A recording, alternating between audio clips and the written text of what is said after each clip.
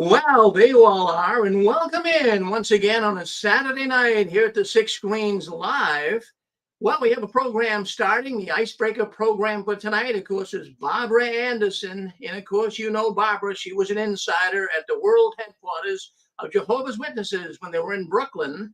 And Barbara's coming on tonight, and she's got some really great stories to tell us. And, just to give you an idea, would you ever commit a crime if the Watchtower asked you to do it? Well, I wouldn't. I wouldn't. I don't know about you. I know Barbara wouldn't either. But what about you? Would you commit a crime if the Watchtower said, "Look, this is what I want you to do," but you knew it was illegal? There are people that do it. There are Jehovah's Witnesses that follow the Watchtower's orders to a T. But then there's even a force at Watchtower, some of the Bethelites, they would do unbelievable things in the name of crime to further God's kingdom. Well, I'm going to play a little clip. I'm going to play a little clip that I found very fascinating. And it's only a 2-minute clip, and then we're going to bring Barbara on. But the clip has to do with the Gestapo.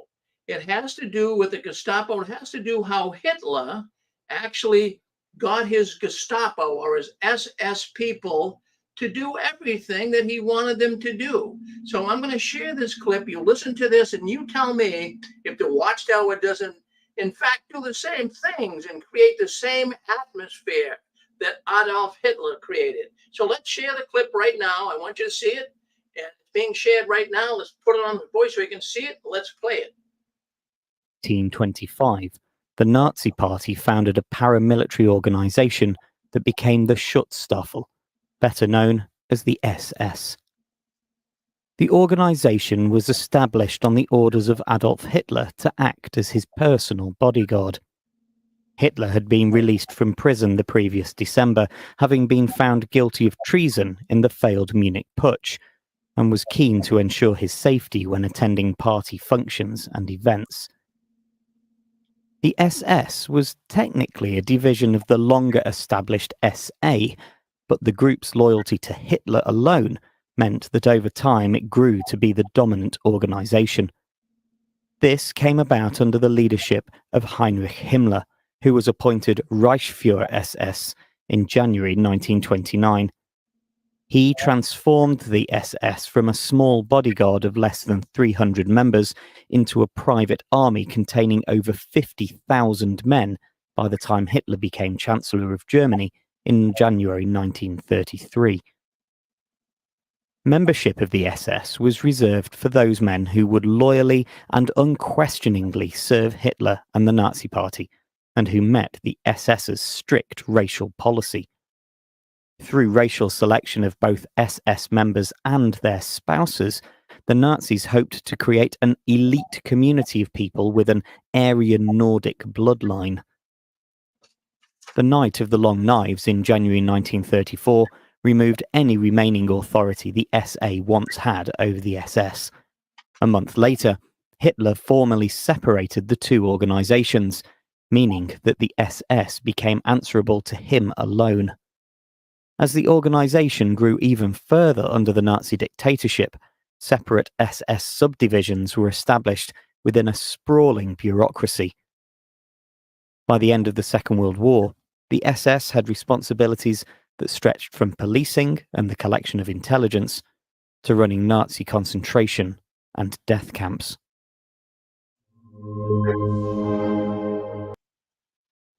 Well, I thought you might have found that fascinating because I found it fascinating. And I have to tell you that some of the things that I've seen in this Nazi regime under Hitler is Hitler was trying to create this elite community.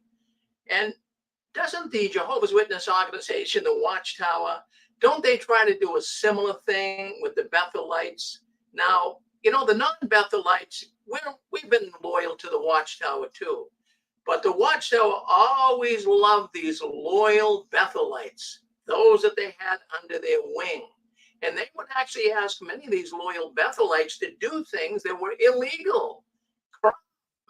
But you know what? People would do it to further God's kingdom and to further the Watchtower. Well, let's bring on our good friend, Barbara Anderson. Hello, Barbara. Did you see that clip? I sure did. It's a terrible, terrible time in our history. Yeah, it was one of the worst times in our history, but this kind of, I'm not going to say that all Jehovah's Witnesses are Nazis, and I don't even know if I want to go as far to call the Watchtower a Nazi organization, but I will say there are people in there that really would do anything the Watchtower asked them to do. Now, I know you and I have been discussing things. Of course, you're in the process of putting a lot of notes together for a possible book as you're writing. But many things, Barbara, that you and I speak about, I find very fascinating. And I know our audience tonight will also find it fascinating because our audience, we have a lot of new ones. There's a lot of new people coming out of the Watchtower right now. They're listening in for the first time. And the woman you see on the screen, she's no newcomer to exposing the Watchtower. Barbara was one of the first to really step out and give the Watchtower a black eye. That was back in 2002 when she came on the Dateline program and exposed the files the Jehovah's Witnesses had on pedophilia, on child sex abuse in the Watchtower. Now, Barbara knew this was going to create an issue for her. I mean, anytime you speak up against the Watchtower or become a whistleblower, you are in big time trouble. So Barbara did. She took a big deep breath and she says, no, I'm going on. I'm going to expose these guys because she knew where the bones were buried. Barbara worked in an office where she had privy to examining these files and she was shocked. But she's on here tonight and she's a regular. Well, she has a program in the Sixth Screen, so we always love to have her on. Now, Barbara, you sent me some notes. I found them very fascinating. I went through them this week, and I never realized. Now, you're willing to come on and expose these things. Some people probably might be hearing some of this for the first time, but you're willing to step forward, Barbara, and say that there are witnesses that would commit a crime for the Watchtower. Well, I've seen it. Perhaps not tremendous crimes, nothing like murder that I know of. But there were certain circumstances that put people in a position where they had to make a decision whether to tell the truth or do the right thing or not, solely because they were Jehovah's Witnesses and wanted to protect the organization. They lived for the organization. Jehovah's Witnesses, not all of them, but as a whole, will disregard the law if it means a benefit to the organization that they really worship. So I was thinking about the expression, the end justifies the means. People will do some pretty awful things if they think it will get them to a position to accomplish something that they think is good. Many times, these experiences that I've saw, that is the kind of thinking that the people involved had. So they believed that, like this one man who knew that taking a Volkswagen, this is many years ago, into South America would cost a tremendous amount of money to pay to get it in the country. And the country was Colombia. And what he did, and I know this personally because when I lived in Florida, he stayed with Joe and I as he was headed down to Miami. We lived in West Palm Beach, and he was telling us what he was planning to do. So he had the Volkswagen. He's driving it down to as far as he could go into South America. And then he disassembled it and he shipped it in piece by piece. That was tremendous to do a thing like that. but it cost little to nothing to do it. He was kind of cagey about this. He saved a lot of money, and he got the Volkswagen to the missionary home. He gypped out the country for the money that would have had to be paid to import the car in. So in his case, he thought the end justified the means. So tearing it apart, sneaking it in piece by piece. And I know for a fact that there were many witnesses on the other side of the border that were picking up the small parts and taking them to a certain place where it would be reassembled.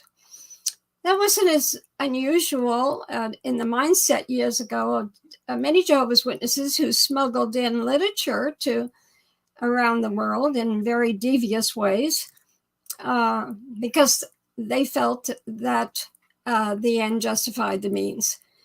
I could tell you some of the means, but it's just, we all know the circumstances. We've heard it for years, how the very brave witnesses in the 40s, 30s, 40s, 50s, how they smuggled in things into countries where the witness work was outlawed. And they smuggled in literature, basically. So we thought they were heroes. I'm not saying they weren't, and I'm not saying they were. They had a mindset that they were doing the right thing, no matter how they did it. The right thing because they were getting the message to people who would never get it, they thought, unless they did this. So the benefit, they thought, in each of these circumstances, there was a benefit. And what I'm going to talk about is entirely the benefit is to the Watchtower. In the case of this, the parts, the smuggling in of the parts of the, or paying very little to bring a part into Colombia.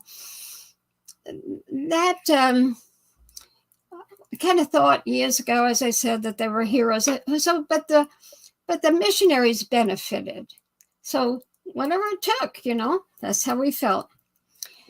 Well, I had certain experiences while I was in Bethel back years ago. Some of those experiences were food for thought, that's for sure. But I got to thinking about it as a whole.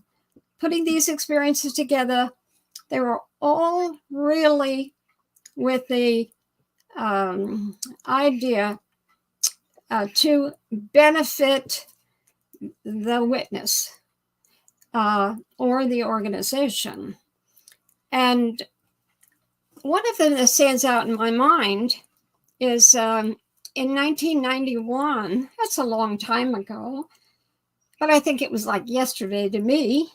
I was sitting in the in a chair in the executive office of Don Adams, who was at the time the president of the Watchtower Bible and Tract Society of Pennsylvania. I was at that time a trusted staff member of the writing department, and Don's brother, Carl Adams,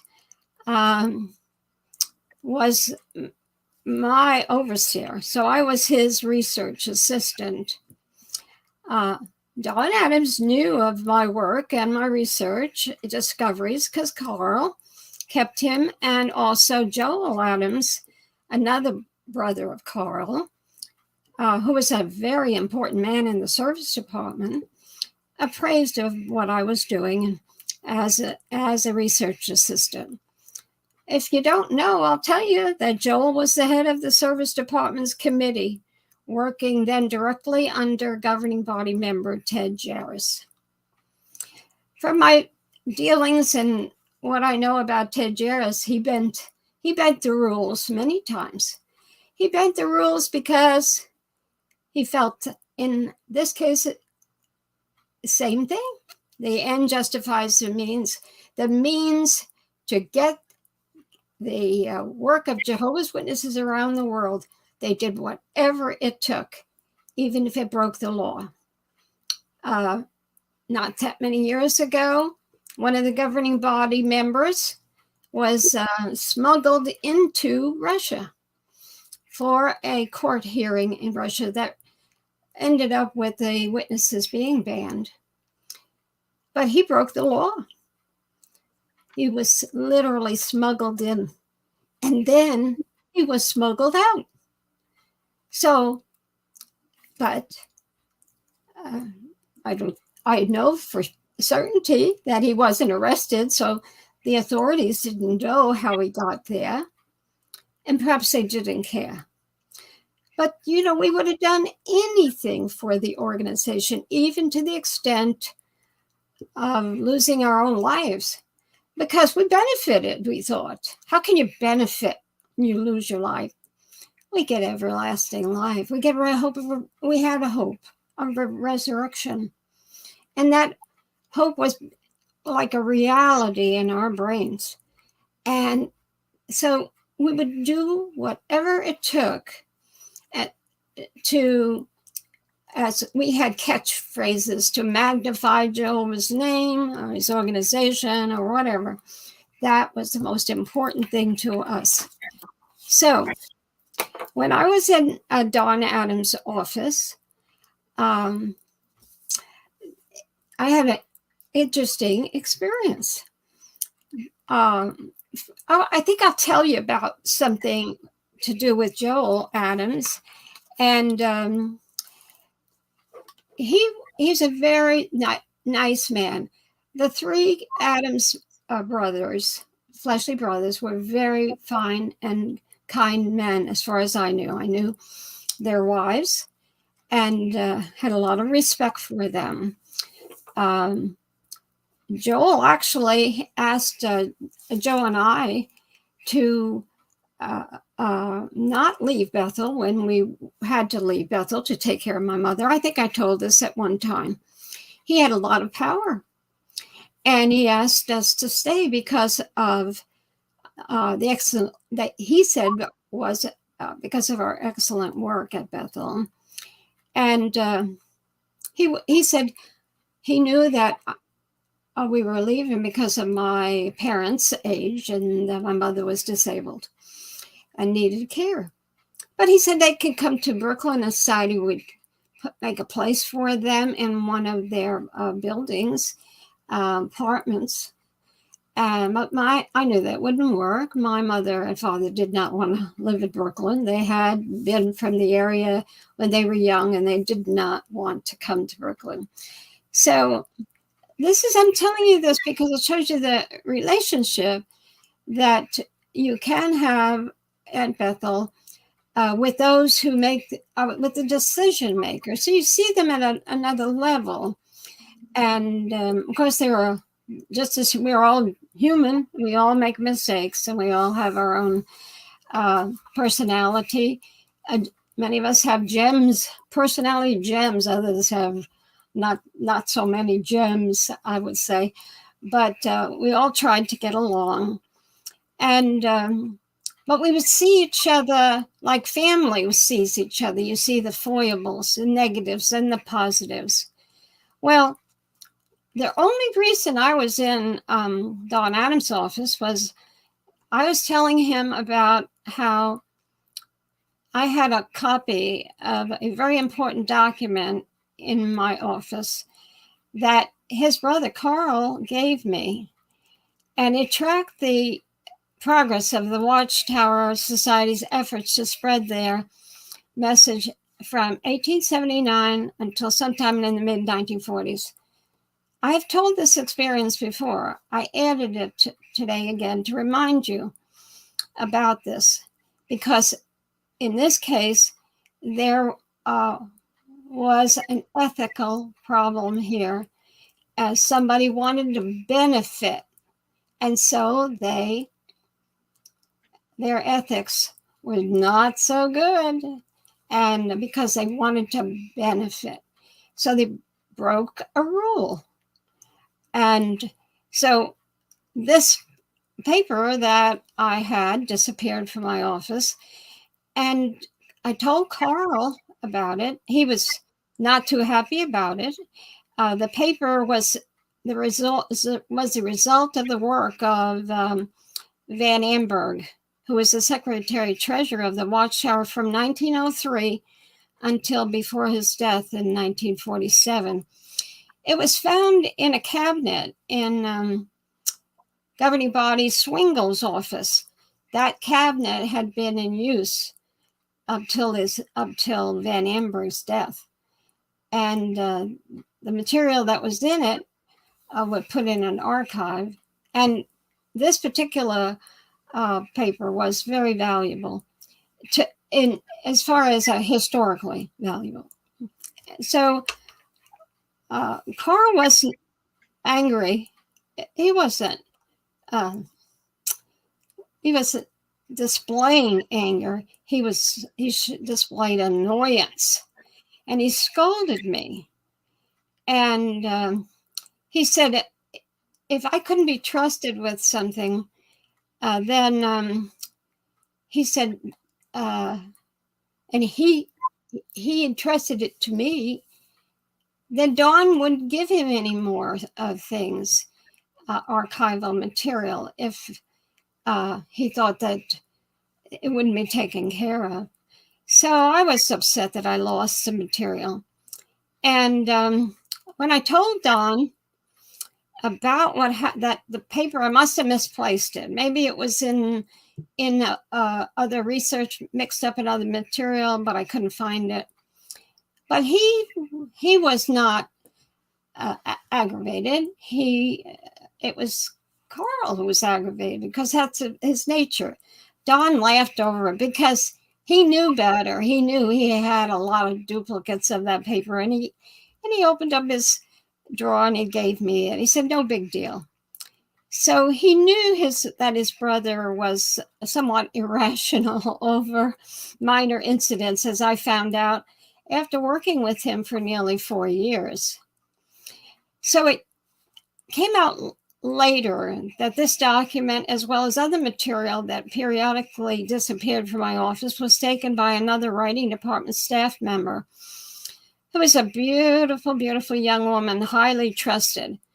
She wanted my job. And I thought that if Carl thought that I couldn't be trusted with important documents, files, and books, he would transfer me out of the department. I told this, I believe, about a month or two ago. I'm telling it again. It's a very long story, a very sad story, but it fits, because this gal, she thought that if she caused me difficulties and behind my back, and over a period of a year she was doing this, she thought that I would be transferred out of the department. So here she was, a servant of Jehovah, serving at the place of God's choosing for this marvelous work. And I mean, this is the way we thought, right? I don't mean to sound like I'm making fun. It was that serious. And yet, she attended all meetings. She expressed herself very, very well. She talked about the organization in a very educated way. And yet, for her benefit, she really tried to shaft me, tried to get rid of me and give me a bad reputation. Would we do this? Well, sometimes we do things that we might not do because they benefit us. And you think, well, surely wouldn't hurt someone. Well, this one was ethically wrong. She was, and apologized and apologized and apologized and cried when it all came to light. And then she was transferred out of the department. So she thought she would benefit, but it was of no benefit to her. Another time, when I was in Don's office, we were discussing something related to my research work on the Proclaimers book. And during our conversation, Don's phone rang, and he excused himself and answered the call. What took place then? I really didn't think negatively of it. I thought positively of it. I said, I'll go now. And I made effort to, like I was going to stand up from the chair and walk out of the office. He told me, no, stay. So he made no effort to lower his voice, so I could hear clearly what he was saying on the phone. And he wasn't saying that much because he was busy writing. After he put the phone down, he volunteered the information. He explained that the call was from a sister at JW who worked at the U.S. State Department.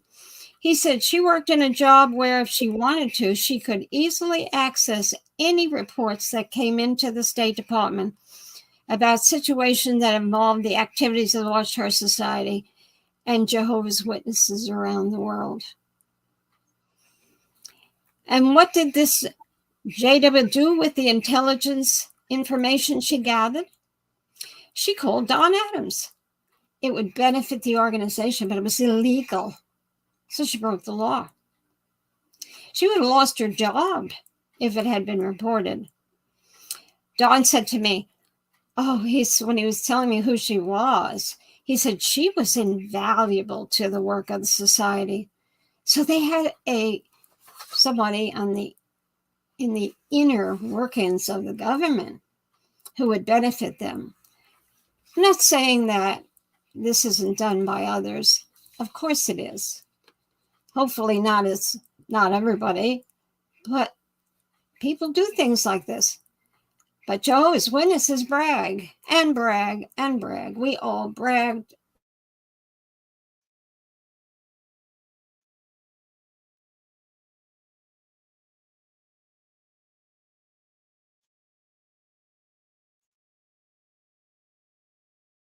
Well, I'm not sure what happened to Barbara, but I think Barbara might have froze up on us.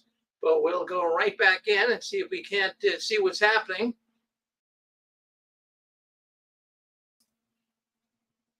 Hello, Barbara, can you hear me? Well, we got Barbara frozen on us for some reason, but we'll get Barbara right back on with us. But you're listening to Barbara Anderson's program here on the Six Screens Telenetwork, and we're so glad to have Barbara come in and be with us. We'll see what the story is with Barbara. We'll see if we can't get her back into the stream here. Somehow her internet went out. Barbara, let's see if we can't get you on, okay? I'm back. Okay, you're back now, Barbara, and I knew you'd come back. I knew you'd figure it out. I know you've been studying with Bill Gates, and he's been helping you. Yeah. Is that ethical? Yeah. So you're back with us, so you're all set to roll. Okay, so this gal at the State Department was breaking the law, and but it was all, we didn't discuss it any more than that. But I thought it was great that she was a loyal JW and was very willing to do what she could do to further kingdom interests in any way, even if it meant breaking rules. That I didn't look negatively at that, but I do now when I think back at all of this. Instead, breaking the law by providing confidential information to the society is not the right thing to do. There was a woman in our congregation, a very active witness in our congregation in Brooklyn, who she worked 2 jobs, and she bragged about it. And the congregation knew it. She always talked about it. she worked for the telephone company, the major office of Bell Telephone in New York City. And she also worked for another company at the same time. Now, how do you do that? She was clever. She had a sort of a higher position, and she had to go out of the office at times and do work outside of her office. And so she explained to me how she did this. And she would do her work in the morning at the telephone company, and at the other company, she would work for them in the afternoon. She got paid full time.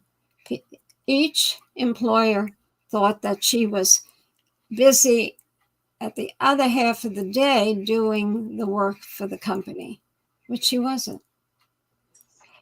Is that ethical? No. Why is it we do things like this, and then we pride ourselves, if we do things like this, and pride ourselves as, oh, we're Jehovah's Witnesses, we're more honest than anybody else around.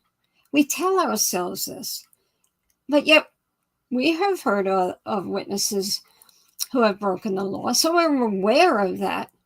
But the tendency is, unless it's something really big, we will bend the rules. So, especially if it's to protect the organization, that's a main theme here. If it furthered the interests of the Watchtower Society, no matter what it takes to protect or further the interests of it, no matter even if it was illegal.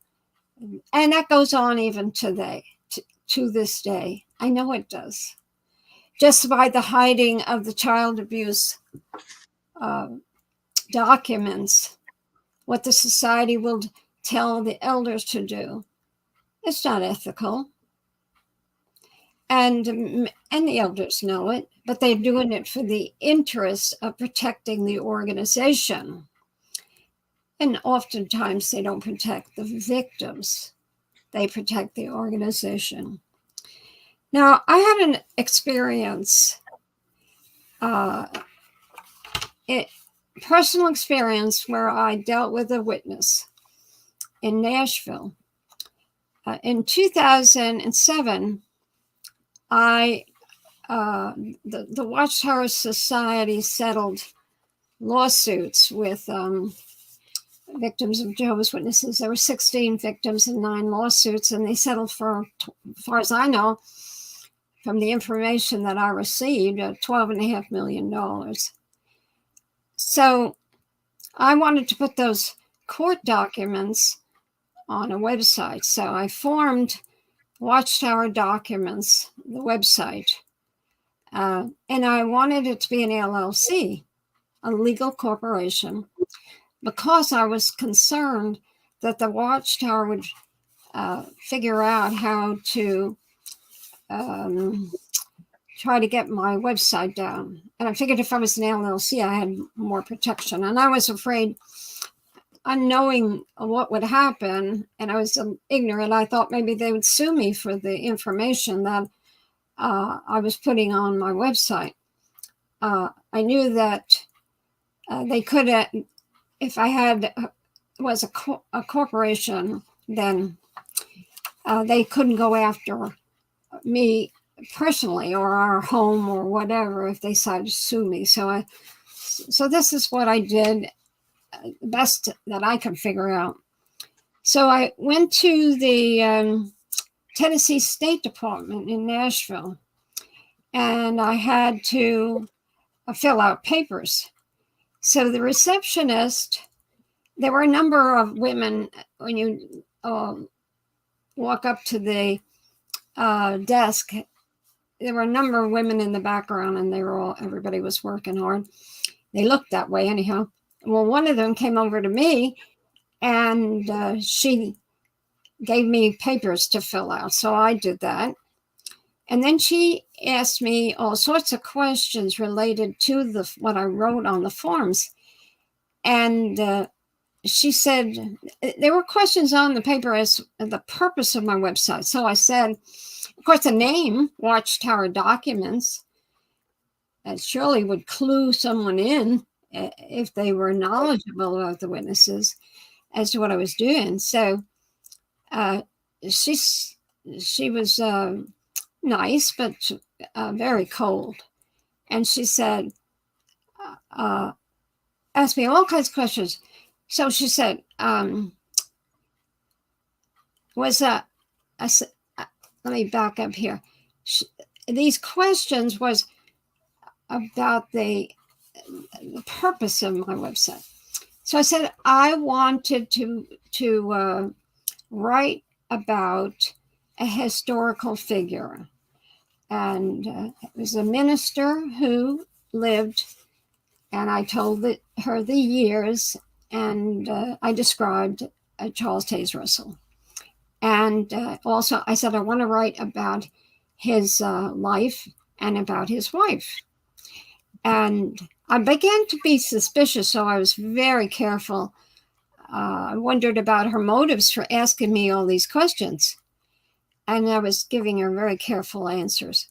She took the papers and she went off and she told me just to sit in the waiting room. I waited and I waited and I waited. And there was another a friend of mine who was an ex-Jehovah's Witness who was with me. And we waited and we waited. People who were in that waiting room came and went. We still sat there. And after a while, there was hardly a soul in that room. I think there was one man sitting they had rows of seats. And he was sitting up front and we were sitting towards the back. And I became more and more suspicious. So finally she came out and she stood there in front of myself and my friend and asked me more questions. And she was very, very sugary, sweet. Too much so, in fact. After all, did other people have to go through this? I knew they didn't. And she was much too nice to me as a stranger who was just filing. All I was doing is filing some legal papers. By that time, I decided to ask her if she was a Jehovah's Witness. And she told me she was. I then asked her questions and found out she was married to an elder. She asked me if I was a witness. I told her I had been. That's all I said. She ignored my answer. I was getting vibes that she knew who I was in relation to the Watchtower organization, because I had been on Dateline a few years before, and this Nashville, and the JWs knew about me. I didn't live all that far from Nashville. And so she was trying to get information out of me that was possible, as much as possible. And then I knew she would tell her husband, the elder, and I also knew he would call the Watchtower. That would be typical what would happen. So she would be telling him about my soon-to-be activated website that would be discussing the Watchtower history. But I had nothing to hide, but I resented the fact that through her government job, this woman was endeavoring to invade my privacy, and this was clearly illegal for her to do this, but she did it anyway. So she used her job to try to get at me. My friend who was with me agreed afterwards that this was way out of order. So in my experience, I have found that if the Watchtower has trained us to do for them what we sometimes wouldn't do for ourselves, what we do for them, and it could be illegal. In my experience, people do. They do it.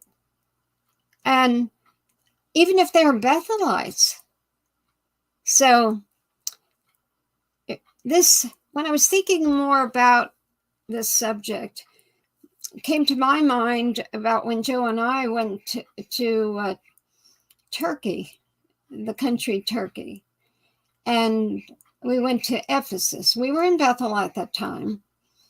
And we wanted to see Ephesus, and the rates and the airline rates were very, very low at that time to do that special thing. So the couple, we went with another couple, a married couple who were at Bethel. And we didn't know that they had a laptop computer packed in their, in their suitcase.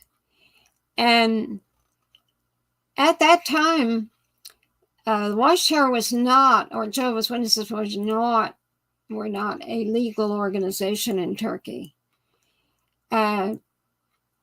So when we landed and we were in the airport, our luggage was searched and our passports were stamped.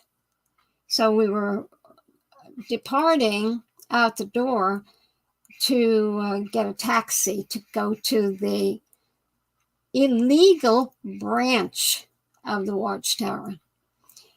And that's where we stayed while we were in Turkey. But we were, as we tried to depart and call a taxi, two soldiers, military police, and they were frighteningly garbed like soldiers, and they carried weapons in their hands. And they stopped us. And one of them was very harsh. And he said to the husband of the other couple, he said, you had a computer and you did not list it on electronics that you were taking into the country. You had it in your suitcase. And we want to know, why were you taking this in there? You're smuggling. They threatened us. Well, the fellow, the witness, he told them, he said, pointing to Joe and I, he said, they didn't even know I had a computer. He said, I never thought to tell them. And it's true. We didn't know. It was a small laptop. And he said, so, don't be concerned about them. He said, but I understand why. He said, I forgot to write it down. And he talked his way out of this. They were very close to getting arrested. What they did say, though, they lied. And they said that they were writers. And they would record their experiences on this wonderful trip to Turkey for a book they were writing. But that wasn't true.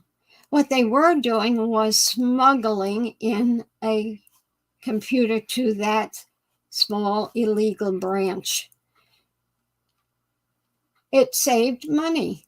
Don Adams actually asked them to do this.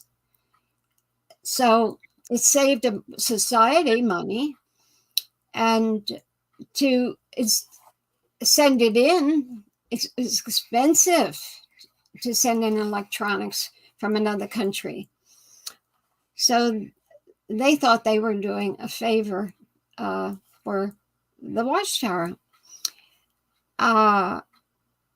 They made the claim to us that it saved so much in a tax that had to be paid if it shipped in.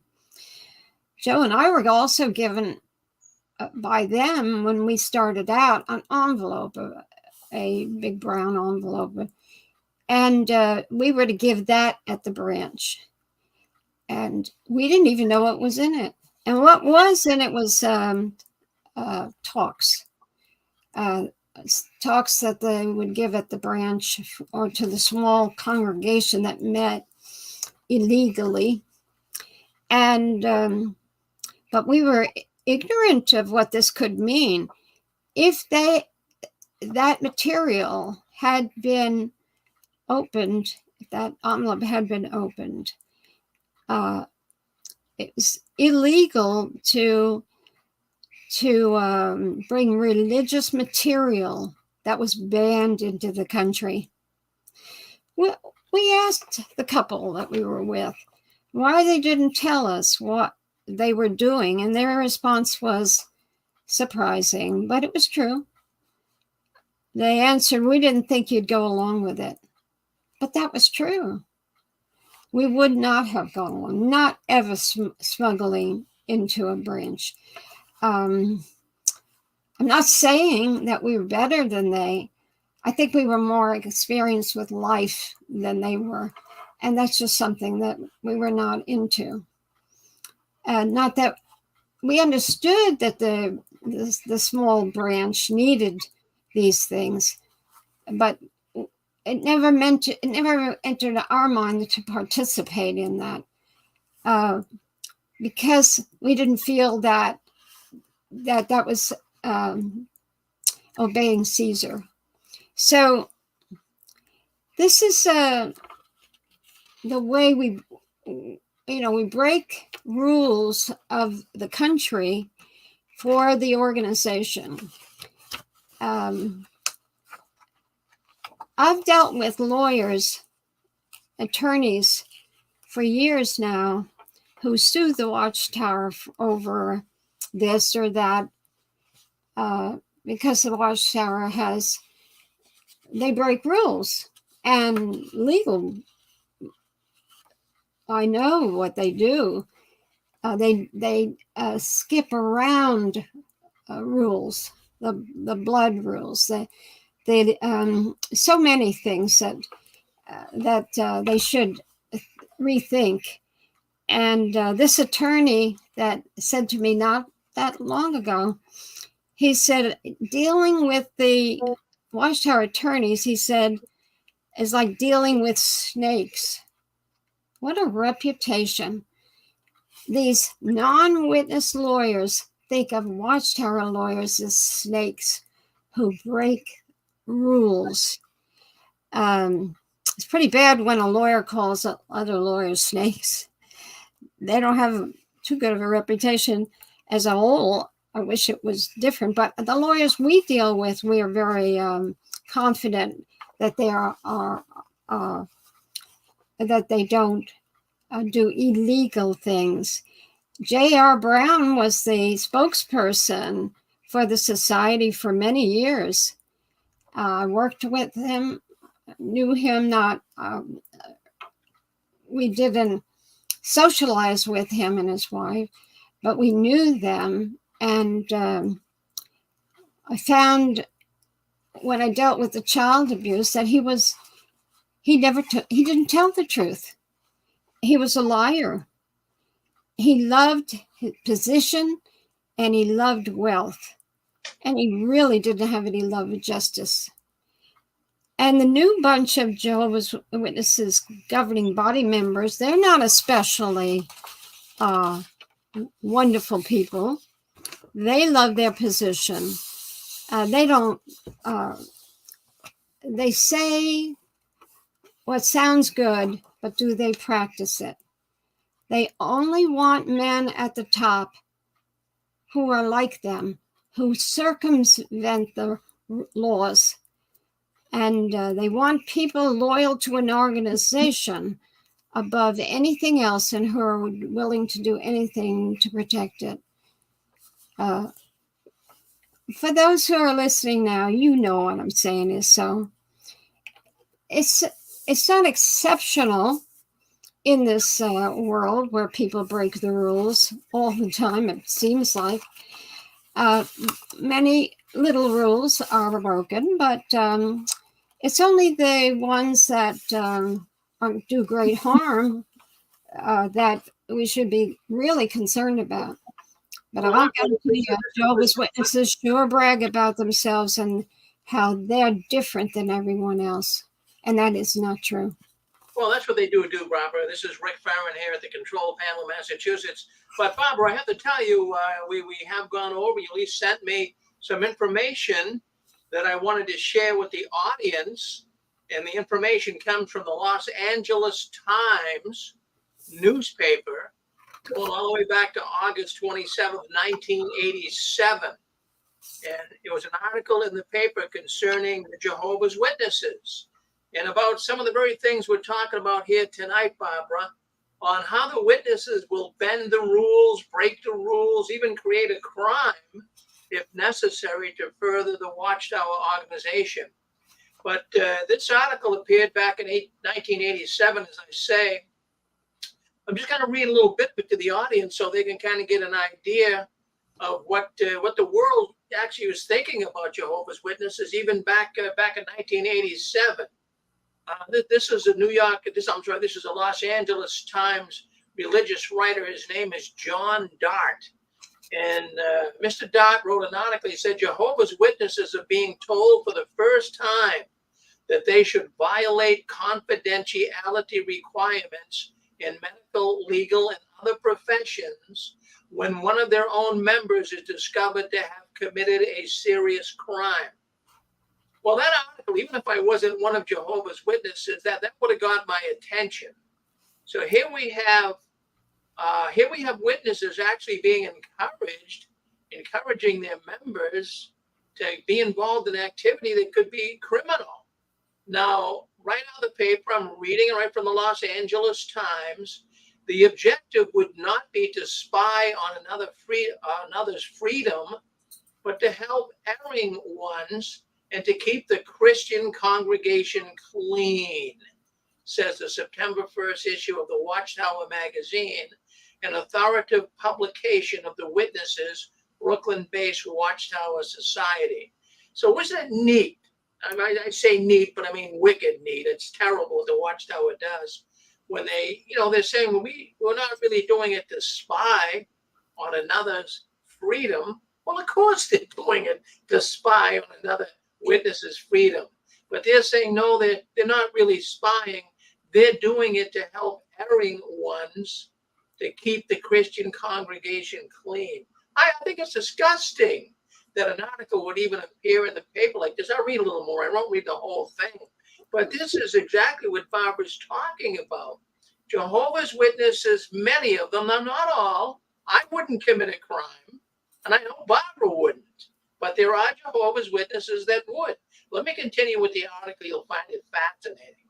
The 3.3 million members, well, that's how many they had back in 1987 when this article was written. What they're saying is 3.3 million Jehovah's Witnesses in America are advised to confront the sinner first. But if he is or she is unrepentant, the sinners should go and tell the elders, and because they want to get Jehovah's divine law correct. So the first thing you do is you go to the sinner. You say, hey, look, I know you have done something against God's law, and I want you to repent, and you go to the elders and tell them what you did, or I'm going to go. That is a terrible cocoon to live in. Who could tolerate such a thing? But many of us did. So what you have here is Jehovah's Witnesses actually being told to violate the law. Now, I'll go on a little bit more here because it got my attention. There was also a man that also spoke up. His name was Charles Teal. He's a professor of Christian ethics at Loma Linda University. And what Professor Teal said struck my attention. He says, I know of no evangelical or fundamentalist community that has the kind of understanding of being faithful to the congregation or breaking pledges in the workplace. This is what Professor Teal said. He doesn't know of anybody else who would ever do that. So then I'm going to give you an example. Then maybe in time we can open the lines up too and talk to the folks. But let me read this here. This got my attention. This is right out of the Los Angeles Times. It says the magazine used a hypothetical case of Mary. a medical assistant discovering that a fellow witness had an abortion. Now, we know in Jehovah's Witness organization, you cannot have an abortion. That's breaking the law. We understand that's a Christian law and that's breaking it. So anyways, this is a hypothetical example of Watchtower is using with Mary, and she's having an abortion. Did she have scriptural responsibility to expose this information to elders? So one of the staff members, who was a medical assistant, Mary, went and told on this person that was having an abortion, who was a witness. And so that's an issue. I mean, that is spying. Now, when Mary took the job, she had to sign a contract that she wouldn't divulge medical information because it was confidential. It wasn't supposed to be revealed. But the Watchtower is saying that you reveal it. You reveal it. Now, right here it says the witnesses advised Mary to before pledging for her job. So they tell you if you're going to take a job, they're saying that you want to be careful pledging for confidentiality in certain jobs, because as a Jehovah's Witness, you will have to break that, even if it means losing your job, even if it's a crime, according to what I'm reading here. So it goes on for it's a lengthy article, but you got the gist of it. But Barbara, that is something that I really wanted to bring up. I'm glad you sent me that article, because I do remember reading that at the time. And so what we have here in Barbara's discussion is dealing with, would you commit a crime for the Watchtower?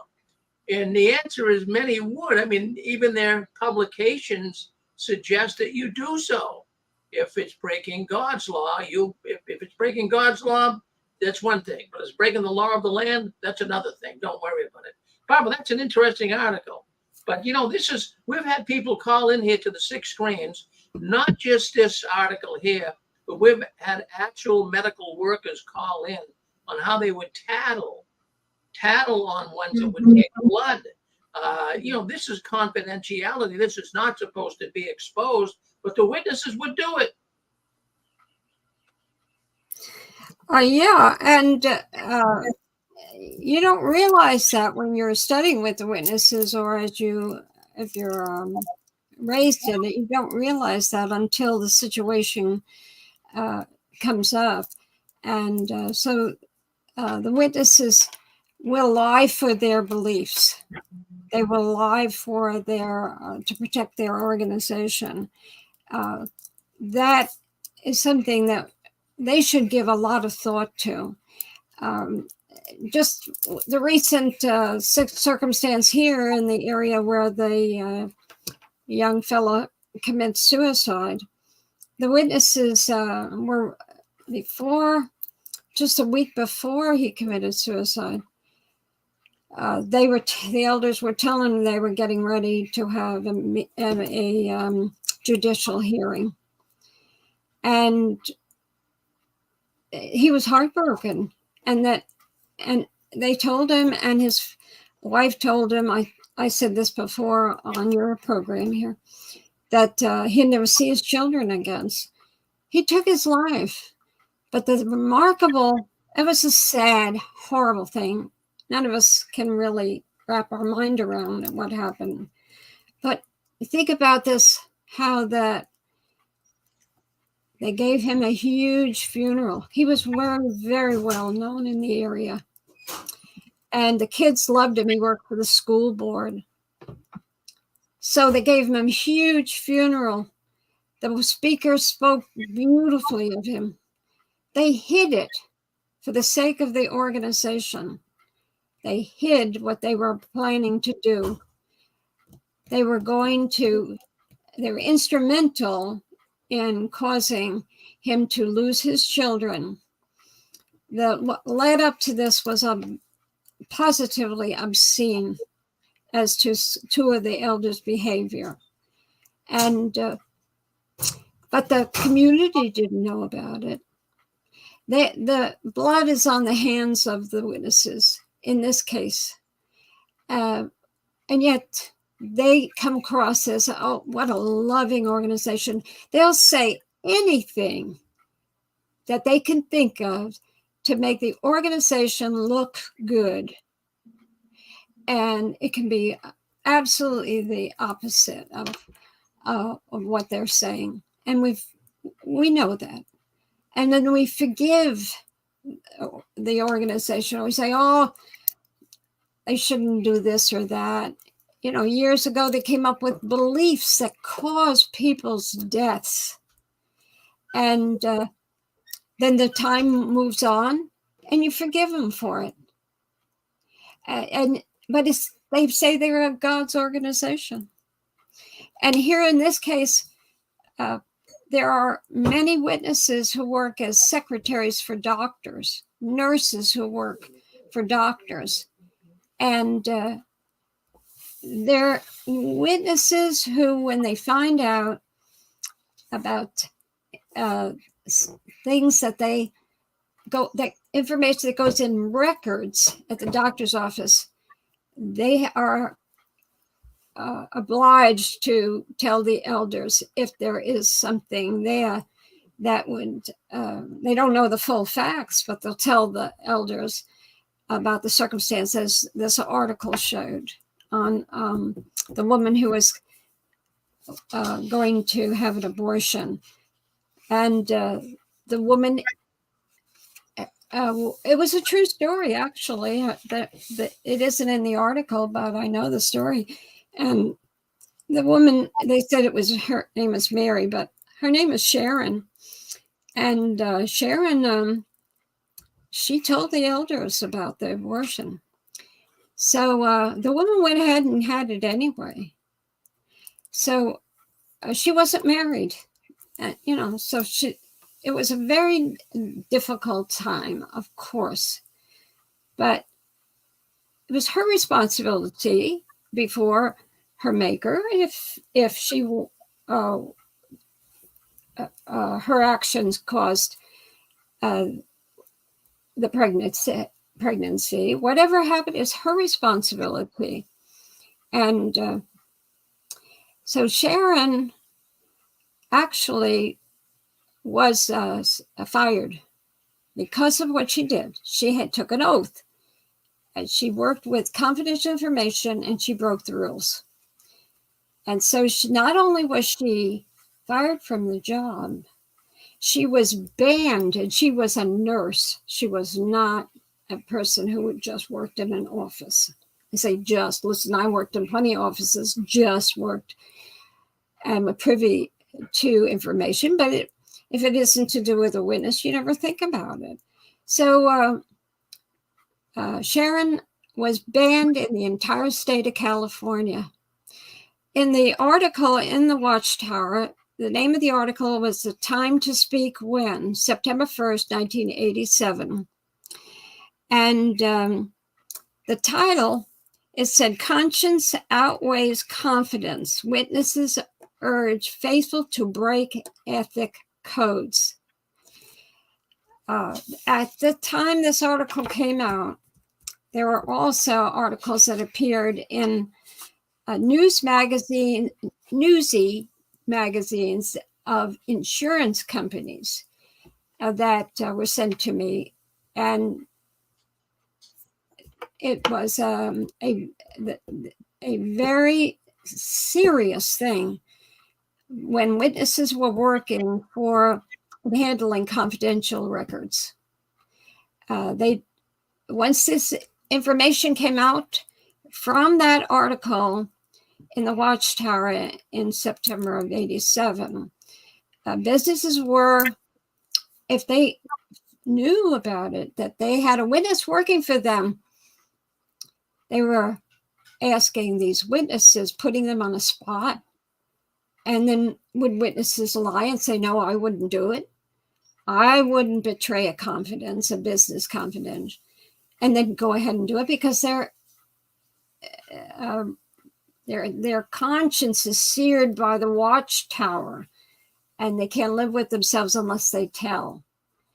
That's the way it was with us. I know that it isn't really any much better nowadays.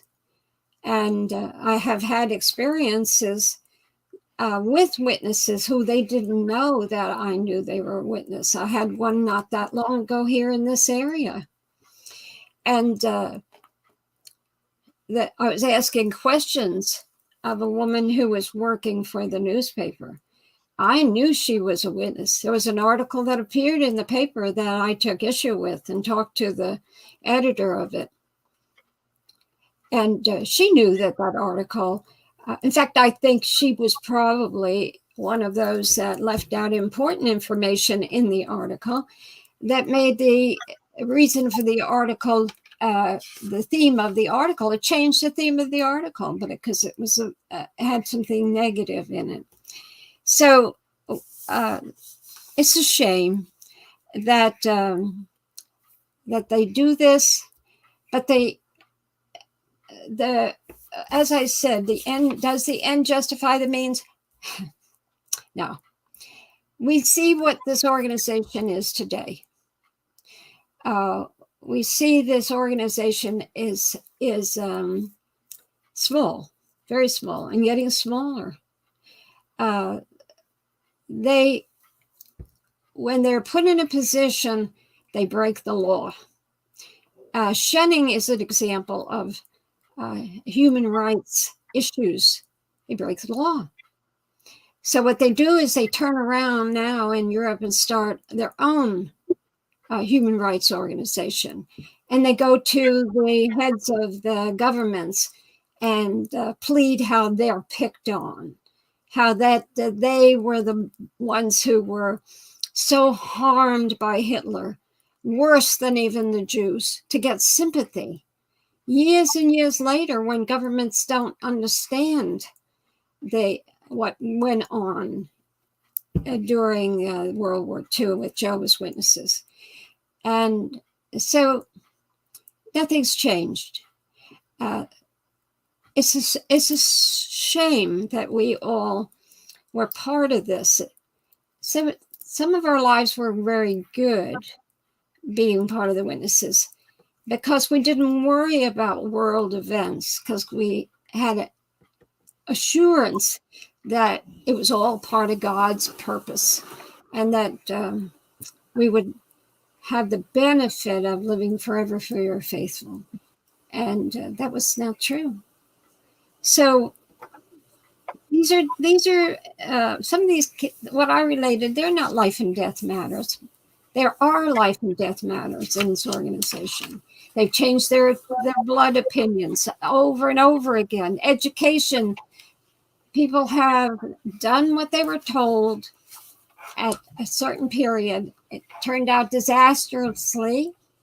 And then the Watchtower got rid of the rule, and which they had a big deal on. Remember the organ transplants, and couldn't have that. Oh, they made such a big deal over so many issues over the years. And then they changed and move away from it because it doesn't work. And who are the ones that are harmed? But the members themselves of Jehovah's Witnesses they change their lives, they do what they're told, and then they find out that their organization has changed again. And this goes on and on and on. So I'm sorry to be negative about this, but I'm here to tell you about these experiences. I've lived a life, an interesting life, that's for sure. But they're just people who are running really a scam. It's a scam. It is a scam, Barbara. Well, no doubt you really lighten up the screen here. We have a lot of people calling in. Why don't we see if we got anyone would like to make some comments? Yeah, let's hear their experiences. Let's see what they have to say. It looks like we have area code 347. Come on 347. Say hello to us. If you'd like to say hello to Barbara, come on 347. You're on with us. All right. If you'd like to say, yeah, go ahead. Yeah, shut YouTube off in the background. Yes, can you hear me? I can hear you. Yeah, shut YouTube off. Okay, yeah, Go ahead. Okay, hold on. Because it echoes when it's on. I'm going to. Okay, good. Thank you. Okay, so the theocratic quarantine, I'll call it, because a color of coin for the figure. It's done theocratically, and they okay with it. Just slow down. Just slow down a little bit. You said something about theocratic. What are you saying about theocratic? Say it nice and. Theocratic, right? Well, go ahead. Speak it nice and. They're being guided by God. It's a theocratic warfare. So when they come up with a figure, it's theocratic crime cover-up, so to speak. You know, they use a theocracy to come up with it. Well, they do that. Well, they do that. They do that. To justify covering it up. They'll use, the confidential program, that's another catch-22 that they use. One other things. Would you commit a crime for the Watchtower if they asked you? No way. I will throw them under the bus and hit it. Yeah. Well, thank you, brother. Thank you, brother, for calling in. Always good to hear from you. Don't you be a stranger. Let's go to Arizona. Let's go to 602. Hey, Barbara, this is Gilbert. It's just real quick. I love the topic, would you commit a crime? The answer is no with me, but it's very interesting how Watchtower is trying to play the crime issue. I think it's been about, oh my God, I don't know how many years, over 15. But I had purchased a property for the Yuma County Kingdom Halls, and it was $80,000. So I had raised $30,000 by literally visiting all 13 congregations on a regular basis. And so we ended up having got a private loan from a wealthy Jehovah's Witness, and we only had like $30,000 left over. So $30,000 on an $80,000 property is all, and we were going to pay that off real quick. And we had meetings with all the elders, and I showed them. I go, listen, we are going to pay off this Kingdom Hall lot in 1 year, and in less than 3 years, at the rate we're going, we're going to be able to build this Kingdom Hall and not have a loan. We don't even have to borrow no money. We already had everything going. So, but I had personal problems, and I stepped down as an elder. I literally was shaking. My body, I was just like, I couldn't do it anymore. I had reached kind of like a marathon run at the end, as hard as just being. But this is the thing. The certain overseers came down and they scared everybody. And they put everybody in and said Gilbert was doing something illegal. The laws of Arizona don't, this and that. And so they did this huge audit. But really what happened, Barbara, is they were using their ignorance of the elders to say, we need to do it Watchtower's way, and we need to put the property not in a private congregation like I had done. I had put the property in the name of the local congregation, local elders. Watchtower's name was nowhere to be found. And Watchtower came in and scared everybody. And they actually did an audit, like if I was stealing money and embezzling. And what they found out was that there was $100 missing from the audit. And that was the $100 that I put cash to open up a checking account. There was no receipt for that. But going back to, would you commit a crime for the Watchtower? It's a little bit different from what you're going at, Barbara. But they were scaring all of the elders, saying, "You're breaking the law. You're breaking the law. You're breaking the law." And the elders, well, they believed it. They believed that they were breaking some kind of corporation law about raising money as a religious organization. And the Watchtower, for over 15 years, was collecting monthly payments from all of these congregations and stole their property in Yuma, Arizona. Mm-hmm. So that's the crime. So they pointed at you, but there was three fingers pointing back at them. Mm-hmm. It was, so I didn't commit a crime for the Watchtower, but I thank God now, because I see it, that they accused me of the very things that they were doing. And they scared everybody, and it was the ignorance, because nobody says, well, what law did we break? What statute? What Arizona statute law did we break? What IRS statute did we break? And they didn't do that. They just scared everybody. And And that property, I say at least, Barbara, right now, because my brother Jesse, he's a contractor, and he just worked on a similar property down the street, $600,000 the asking price. Mm-hmm. This one's a lot nicer. So we're looking at about a $750,000 property that Watchtower has stolen from the local congregations. Mm-hmm. Yes. We've heard that many times. It's such a sad tale. It really is. Anybody who was an elder could tell the same similar stories. We, we women, we just attended the meetings. We just believed that the men knew what they were doing and it all was going to Jehovah's Praise. We just lived in ignorance and we loved it. But it was duplicitous, and it still is. It still is, Barbara. Hey, listen, we got the United Kingdom. Come on in, UK. We get you coming in on our telephone line. Go ahead, United Kingdom.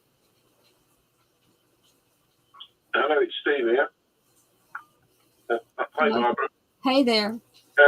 Very interesting topic. I think what it's underlined for me is just how very dangerous the Watchtower is, because let's face it, when you're in the Watchtower, you are led to believe, and you do truly believe, that you're working for the highest authority in the universe. Yes. And of course, they encourage that. They encourage it head on. They encourage it subliminally. Yes. So much so that if you leave, you're not leaving the organization, you're leaving Jehovah. But this is very worrying, because, if you're doing something for the highest authority in the universe, you're prepared to do pretty much anything, really. And when the governing body are saying things like, well, in the near future, brothers, you may be asked to do things that from a human standpoint are not wise, it's worrying. It's very, very worrying indeed, because I'll be honest, I wouldn't commit a crime for Watchtower, but I think I would have done, well, depending on what it was. I mean, I wouldn't have committed murder or anything like that, but if they would have asked me to have done something, to benefit theocratic service, I would have done it. Mm-hmm. I think many other people might have done it too. And so that just goes to show that the holes that they've got on people's minds, and what normal people, would or what I should say, what otherwise good people would do, thinking that they're working for God. Yeah. Mm-hmm. Let's face it, that's who we thought we were working for. And so it just goes to show how dangerous this cult is. Because, they could ask people to do a lot of unsavory things, and I'm sure many people would do it because they think they're doing it for God. And I was just listening to Gilbert and what he was saying about going ahead and doing it and organising all that. Of course, what he was doing was showing incentive. You can't show incentive in the Watchtower because that's running ahead of the chariot. They like to be in total control, especially when it comes to legal matters. And so if you show any signs of incentive, you're pulled in the back room or whatever, and you're pulled right down. So it's got to be their way or the highway. And very interesting, and it's a bit of an eye-opener. It's made me realise again just how dangerous the Watchtower is. When I was in Bethel and in the engineering department, these men were all elders. Some of them were engineers, and they had their past. They had good jobs before they came to Bethel.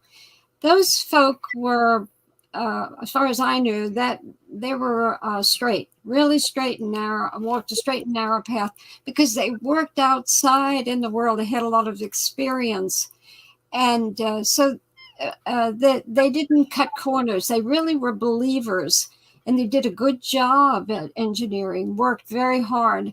It was those who were raised in it, who had very little education, who came to Bethel and stayed for 20 years. I said, what I saw was so much unethical behavior on their part. the men who would go to the zoning, they had to get permits. That's all they did was get permits for the society. Changing this and changing that in New York, a building, you have to have a permit, even if you change a closet dimension. So that's their job. And they would go into Manhattan, and that we all knew that's their job. Well, what they had done, a number of them, they had another job, and that was to get zoning permits for the congregations in New York City and Brooklyn and surrounding areas. And they would be paid by the congregation elders. It was a secret from Bethel. They didn't allow them to do that. These men were doing this on their own, and they were making quite a lot of money. And when it came out, it was a mess. And so, you can fool yourself that you have strong religious belief, but then when it comes to the advantages that you have and getting more money, you break the law. And we saw that a number of times. I told not too long ago about one of the experiences that I had, and I spent 7 hours with one of the men at headquarters explaining what I stumbled into in engineering. Was I punished for it? No, I wasn't punished for it. I just knew the way things should be operated, and I saw that they weren't, because they were cutting corners because they were making money. And the engineering overseer knew it, but he allowed it. It benefited all of them. So, we made excuses for it. I said, well, we're just imperfect people. Well, then you just admit it and stop talking about you're such an exceptional group, better than everybody else, so everybody should join you in this group, this God's organization. Well, it's an elitist attitude, Barbara, an elitist attitude. Hey, we have 239. Here we go, 239. Come on, say hello to Barbara. Barbara? Yes. Please tell me about Colin Quackenbush. I'm not sure what you said. You're breaking up. Did you say you want Barbara to tell you about Quackenbush? Is that what you said? Yeah. Well, I knew him. I'm asking you this is because in the year 2000, at a summer assembly season, I've gotten involved with doing something inappropriate, and my mom wrote to Colin Quackenbush to write the news article about multiple chemical sensitivities, and she did this because she wanted me to be able to attend meetings and field service, but I feel like I'm pretty treating that with disrespect. And I'm supposed to show my appreciation for my mom for what she did for me and stuff. What can you tell me about the perfume and cologne and how it affects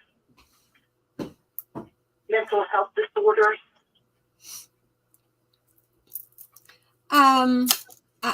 There again, I'm not sure what you said. Rick, can you? Yeah, what this is? This is a person. His name is Guy, and he does admit that he has autism. So sometimes when he explains things, he has a little bit difficult time doing it. But Guy was actually diagnosed with some problematic difficulties in his life. So one of the things was when some of the Kingdom halls he would go into, they had chemicals in the rugs, the carpet. and this would bother a guy. And you probably know that as well, Barbara. There were plenty of Jehovah's Witnesses that couldn't come to the Kingdom Hall. They had to sit in the back room or sit out in the car because the carpet. Yeah, allergies to the chemicals. So he suffered from that. I forget what he called it, but I know Barbara's not a doctor, but what would be the question you want to ask, Guy? Did he say Percocet? Percocet? I don't think It sounded like that to me. That's a drug. I don't know. The reason why I wanted to bring it out because sometimes there's pheromones people wear in perfume and colognes, and that would make them do something that's not normal and not proper. Get attracted to the wrong person and stuff.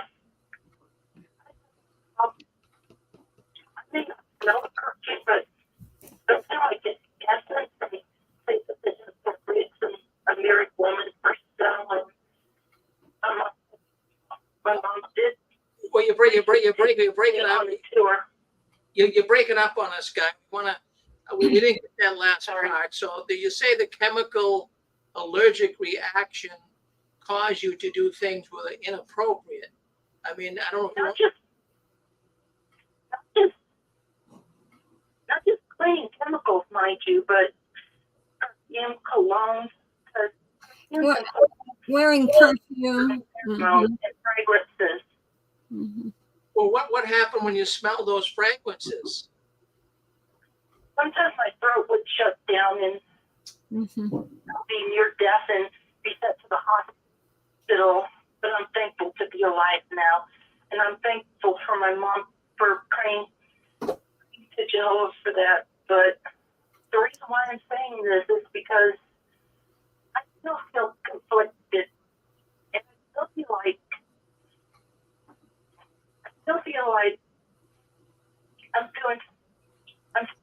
I'm committing a crime against Jehovah and Jesus and all of that. Well, why do you feel that, Guy? Why do you feel like you're committing a crime? What are you doing? Somehow my mom knows I've gone apostate. The Australian Royal Commission and all those other bad behaviors I often get corrected for. No. Knowing what I know now, I'm not going to commit a crime for Watchtower and all those. After knowing about all those bad behaviors and all those scandals I see on the news, no. Well, good for you. Good for you, guys. So don't go commit no crime for Watchtower. All right. Well, listen, we thank you. You just want to say one more thing before we go on? Go ahead. The problem is when I was still at JW, I was still getting myself in trouble in regards to like getting myself fired from a job or two because of my sexual misconduct behavior, doing things out of a sexual impulses. Plus, I never dated anyone. No JW, no one, not even a JW, because I was just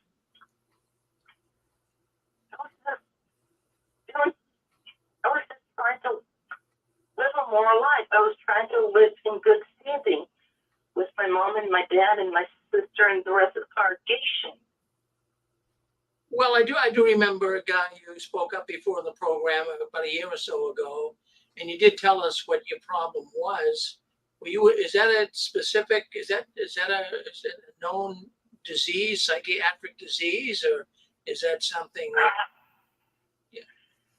I don't really know what it was, but all I remember is I was being born with environmental allergies, and I was born with autism at 18 months. Differently from all the other Jehovah's Witnesses and stuff, and I do behave differently. I do think differently because I view things no one else would view them, and I still view celebrating holidays as committing a crime. Yeah, well, I mean, don't look at it that. If you'd rather Watchtower, you don't have to worry about that. But anyways, Guy, listen, we're glad you came on. But we appreciate you always speaking up. We appreciate your honesty too. And you just settle down, and sometime you can come I'm on. getting bored that some JW in my area is going to come and stab me in the back. Well, don't worry about that. I mean, I know they're backstabbers, but they may not do that to you. So don't you worry, Guy. All right. Now you just settle down now. Don't get too riled up. But we're glad you came on the 6 Screens tonight. Thank you. Yes. You're welcome. Yeah, thank you. All right. So anyways, Barbara, I guess I just got a text message in as well when I was talking to Guy that we got, a person wrote me here from California. And what they said here, I want to thank that person very much. The State Board of California Licensing will remove the license of any medical professional, a person who's breaking the HIPAA law of patient confidentiality. That's right. It's a punishable crime in the California state. So there you have it. So with the Watchtower, they don't care. Just listen. You just come and break that anyways. We don't care. You left something. They have never changed the rule on this. When we read that article, that's still the way it is. That you have to tell the elders when you see a fellow witness committing a sin, which could be a crime. And instead of going to the authorities, this is where, we break with the Watchtower on this issue. They would never be in the situation they're in today if they hadn't taken this stand of reporting to the elders or representatives, appointed representatives of the Watchtower, information that belongs to the authorities of the land. And the results have been staggering as far as negative. The reports on television and the newspapers and now on the internet it's true. Look at all the ex-Jehovah's Witnesses that have programs that are talking about these things. The cruelty on part of the witnesses for the organization, because they support the organization, they even turn on their own family. One man has a program, and he has a young woman who's speaking about her mother. Her mother encouraged, because the girl was leaving the organization, her mother encouraged her to commit suicide and save God the steps of killing her at Armageddon if she left the organization. So how can an organization make us like this, turn us into something like this? Well, they done it to many people, Barbara. Well, yes. Listen, you got a lot of attention with your cover story tonight on would you commit a crime for the Watchtower. I think people got an understanding now of that does take place in the Watchtower. But I want to thank you very much, Barbara, for coming on. We're going to move on to JW World News. Yes, that's fine. That's fine. Yes, we only hope that for happiness on the part of those who have left the organization. They have not left any group that is worth staying with. Individually, many good people, but as an organization as a whole, very, very evil, and getting worse so with the members of the old organization are gone, and many of them had good ethics, but they would have sold their mother down a river, that old saying that years ago, for the organization, even the older group.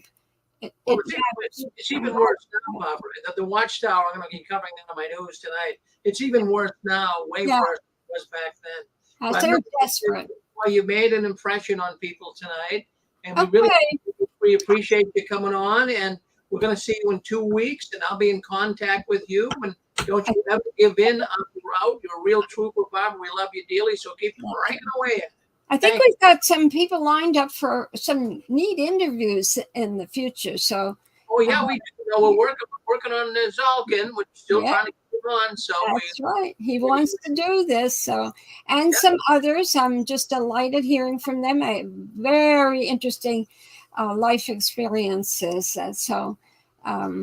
Anyway, thank you, Rick, very much for letting me have my say. You're a good woman. Don't you ever change, Barbara. We love you dearly. Keep cranking away at it. Thank you very much. All right. Well, that's Barbara Anderson. My goodness gracious, isn't it great to have her on? Now, listen, if you like this program, if you really like this program, she comes on every 2 weeks. Why don't you like the program? Just like the program. Subscribe to the channel. If you're on Facebook, share it. Now, don't be inhibited. This news has to get out. This is very fascinating for Jehovah's Witnesses to hear this, especially people right on the fence. You're listening to a woman that has many years' experience as one of Jehovah's Witnesses. She was a Bethelite, her and her husband. She knows what she's talking about. And why would an 80-plus-year-old woman, I'm not going to say how old, but why would she want to come on? And, she wants to put her footprints here on the sixth screen. She wants people to know what's going on behind the curtains of the Watchtower. This is a valuable person, a valuable insider that can share so much with us. So if you like the channel, put a like on there, share it, become a subscriber, and then the message can get out. So we appreciate that. Well, we have JW World News coming up next right here on the Six Screens Telenetwork. So don't go anywhere. Stay in here with us. I think you'll find it very, very fascinating. Got a lot to talk about on the news tonight. So we're going to end this program now. We'll be right back with JW World News up next on the Six Screens Telenet.